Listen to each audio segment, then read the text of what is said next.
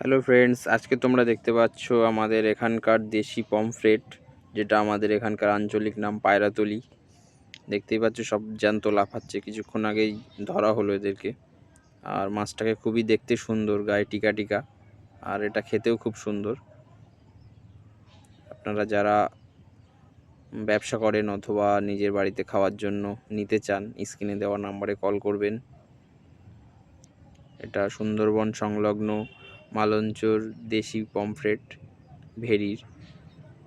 আরেকটা কথা জানিয়ে রাখি, এই মাছটার একটা কাঁটা থাকে পেটের নিচে, ওটা খুবই বিষাক্ত। ওটা ফুটে গেলে জ্বালা যন্ত্রণা, ফুলে যাওয়া, এটা অনেকক্ষণ ধরেই চলতে থাকবে।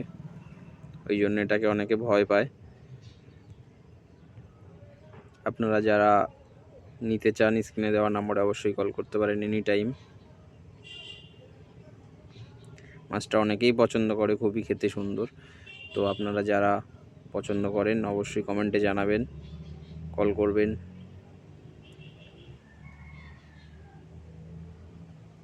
বন্ধুরা, আমার এই অ্যামেজিং ফিশ চ্যানেলটাকে সাবস্ক্রাইব করবেন, লাইক করবেন, শেয়ার করবেন নেক্সট আরও ভিডিও পাওয়ার জন্য।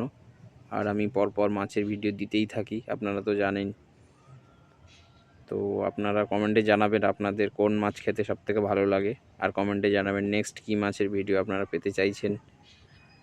একটা কথা জানিয়ে রাখি, আমাদের এখানকার বেশিরভাগ মাছই নোনা জলের, যেটা নদীর জল আসে ড্রেনেজ থেকে, সেখান থেকে মাছ চাষ করা হয়। ড্রেন থেকে যে জলটা আসে সেটা জলকরের মধ্যে নিয়ে তারপরে মাছটা চাষ করা হয়। এটা অবশ্যই নোনা জলের পমফ্রেট, তবে এটা খেতে খুবই সুস্বাদু। আপনারা জানাবেন কমেন্টে নেক্সট কী মাছের ভিডিও আপনারা পেতে চাইছেন।